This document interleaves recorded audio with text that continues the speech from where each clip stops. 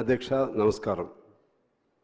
ఈరోజు ముందుగా తెలంగాణ ఆవిష్కరణకు ఎంతో త్యాగపూరితమైనటువంటి పాత్ర నిర్వర్తించి సత్యశీలిగా అన్నమాటకు కట్టుబడినటువంటి ఎన్ని నష్టాలు కష్టాలు వచ్చినా సరే తెలంగాణ ఇస్తానన్న మాటను నిలబెట్టుకున్నటువంటి ఒక గొప్ప మానవతామూర్తి, తెలంగాణ అభిమాని సోనియా గాంధీ గారి జన్మదిన పర్వాన వారికి నా తరపున, మా భారత కమ్యూనిస్ట్ పార్టీ తరపున వారికి జన్మదిన శుభాకాంక్షలు ఘనంగా తెలియజేస్తా ఉన్నాను.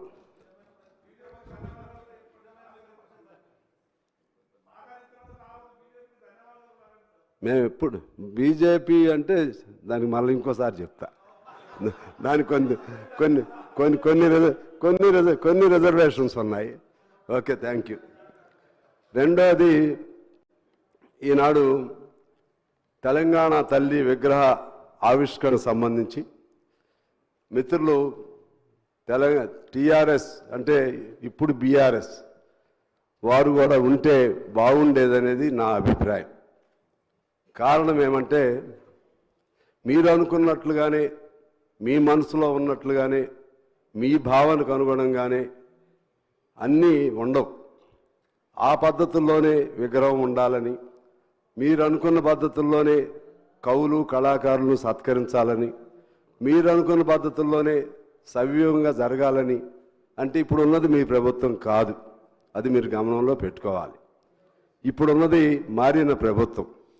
వీళ్ళకు కూడా కొన్ని లక్ష్యాలు ఉంటాయి, కొన్ని ఆశయాలు ఉంటాయి, కొన్ని ఆకాంక్షలు ఉంటాయి, కొన్ని అభిప్రాయాలు ఉంటాయి. మీరు చేసినటువంటి అభిప్రాయాల పట్ల కొంత విరుద్ధమైనటువంటి వైఖరి కూడా ఉండొచ్చు. నేను మనవి చేసేది ఏమంటే, ఇవాళ మీరు చెప్తా ఉన్నారు కదా, ఆనాడు తెలంగాణ తల్లి విగ్రహ రూపకల్పనలో మీరు ప్రతిపక్ష పార్టీలను పిలిచారా అని చెప్పి నేను ఆనాటి అప్పుడు ముఖ్యమంత్రిగా ఉన్నటువంటి కేసీఆర్ గారిని నేను ప్రశ్నిస్తూ ఉన్నాను.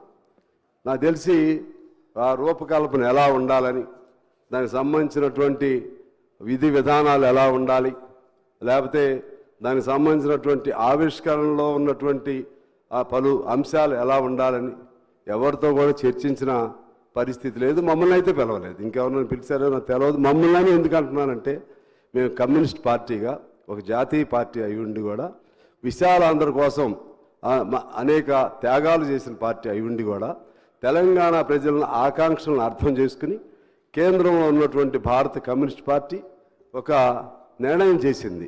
ఇక ఆపలేము, తెలంగాణ ఆవిష్కరణ కావాల్సిందే అని ఏబీ బర్ధన్ గారు, లేకపోతే ఇప్పుడున్న రాజా గారు, సుధాకర్ రెడ్డి గారు, మా నారాయణ గారు అనేక మంది అనేక పద్ధతులతో ఒక నిర్ణయం చేశారు.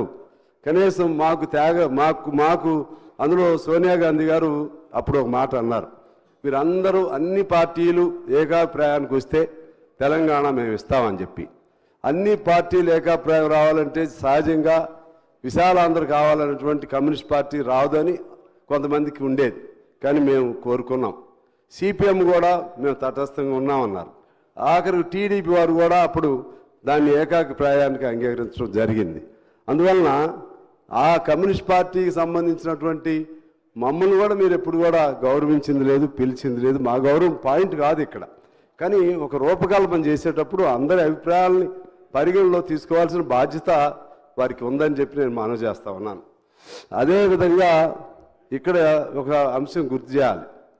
ఇక్కడే కూర్చుని ఉన్నారు కోమటిరెడ్డి గారు, జోపల్లి గారు వీళ్ళిద్దరు పదవులకి రాజీనామా చేశారు అధ్యక్ష. అప్పుడు మంత్రి పదవులకి కోమటిరెడ్డి గారు దాదాపు 10-11 రోజులు నిరాహార దీక్ష చేశారు. మీరు అందరి కృషి ఉంది ఇందులో. అదేవిధంగా నేను కూడా మా పార్టీ ఆదేశానుసారం 7 రోజులు జైల్లో ఉండి నిరాహార దీక్ష చేశాను అధ్యక్ష. తెలంగాణ కోసం 700 కిలోమీటర్లు పాదయాత్ర చేశాను. మా తుమ్మల గారు కూడా నాతో పాటు కాసేపు నడిచారు. అప్పుడు అంటే ఇక్కడ ఉన్నవాళ్ళు మన పొన్నం ప్రభాకర్ గారు పార్లమెంట్లో మంచి గొప్ప రోల్ ప్లే చేశారు. ఇలా అందరి పాత్ర, ఎవరి పాత్ర వాళ్ళది ఉంది. సకల జనుల సమ్మెకి సంబంధించి జయశంకర్ గారు, లేకపోతే కోదండరామ్ గారు, ఇంకా అనేక మంది త్యాగధనులు అనేక మంది అనేక పద్ధతుల్లో కృషి చేశారు. మా సింగరేణి అప్పుడు మేమే గుర్తింపు సంఘం, మా సింగరేణిలో దాదాపు పనికి వెళ్లకుండా 45 రోజులు సకల జనుల సమ్మెలో పాల్గొనడం జరిగింది అధ్యక్ష. ఏఐటీసీ అప్పుడు ఆర్టీసీలో మేమే గుర్తింపు సంఘం. ఆ విధంగా అందరం కలిసి చేశాం.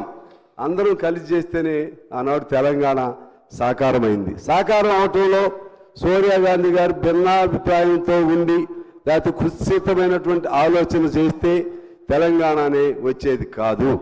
అందువలన ఈ సందర్భంగా ఈ ఒక్కరోజు ముఖ్యమంత్రి గారు చెప్పినట్లుగా భేషజాలు లేకపోతే భిన్నాభిప్రాయాలు ప్రక్కన పెట్టుకుని అందరూ ఒక్క తాటి మీద ఉంటేనే తెలంగాణ పట్ల, తెలంగాణ తల్లి పట్ల మనకి గౌరవం ఉన్నట్లుగా అర్థమవుతుందని నేను మనవి చేస్తున్నాను. లేకపోతే రాజకీయ కోణంతో తెలంగాణ తల్లిని కూడా వివాదాస్పదం చేస్తే చరిత్ర మనల్ని క్షమించదు అని చెప్పి నేను మనవి చేస్తూ ఉన్నాను. అదే సందర్భంలో ఇక్కడ ఇంకొక మాట చెప్పి నేను సెలవు తీసుకుంటాను అధ్యక్ష. ఈ తెలంగాణ ఇప్పుడు జరిగినటువంటి మలిదశ తెలంగాణలో విద్యార్థులు అనేక మంది ప్రాణత్యాగాలు చేశారు, యువకులు అనేక మంది ప్రాణత్యాగాలు చేశారు, అనేక మంది పైన 100 కేసులు ఉన్నాయి. మా విద్యార్థి నాయకుడు స్టాలిన్ అనే అబ్బాయి మీద 250 కేసులు ఉన్నాయి. అందరూ త్యాగాలు చేశారు మలిదశ ఉద్యమంలో.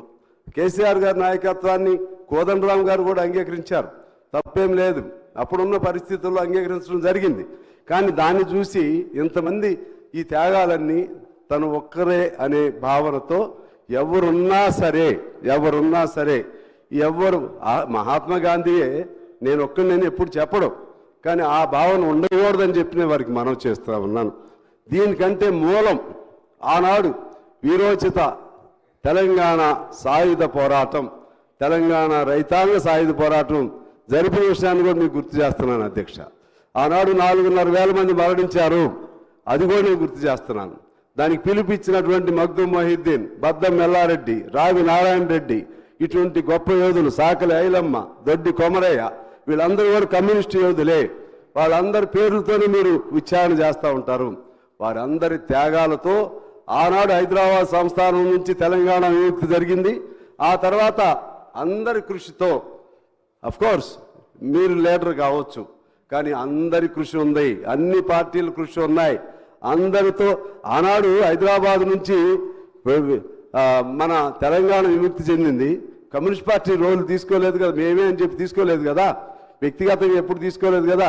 అట్లనే గత ముఖ్యమంత్రి గారిని నేను మనవి చేస్తున్నా, మీరు టీఆర్ఎస్ని బీఆర్ఎస్ చేసేసుకుంటారు, మీరు అనేక మార్పులు చేసుకుంటారు. ఇది ఇప్పుడున్నటువంటిది వాస్తవం మాకే అనిపించింది. తల్లి అంటే తల్లికి తల్లికి ప్రతీక ఎలా ఉంటుంది? బంగారం, ఎప్పుడు బంగారపు మెడలు లేకపోతే బంగారపు వడ్రాణాలు లేకపోతే ఇటువంటి కాదు కదా. సామాన్యులకు అందుబాటులో ఉండే రూపమే తల్లి రూపం. హస్తం అంటే వారు అభయహస్తం అన్నారు, నేనేం ఆశీస్సులు అంటున్నాను. ఒక తల్లిగా ఆశీస్సులు ఇస్తా ఉన్నారు. అందువలన ఆ విధమైనటువంటి ఈ అన్ని అంశాలని గమనంలో తీసుకుని ఈ ప్రతిరోజు తెలంగాణ ఈ డిసెంబర్ 9న గొప్ప పర్వ దినోత్సవంగా జరపాల్సినటువంటి బాధ్యత ప్రభుత్వంగా తీసుకోవాలని కోరుతూ, అదేవిధంగా ఆనాటి విజయం సెప్టెంబర్ 17 దాన్ని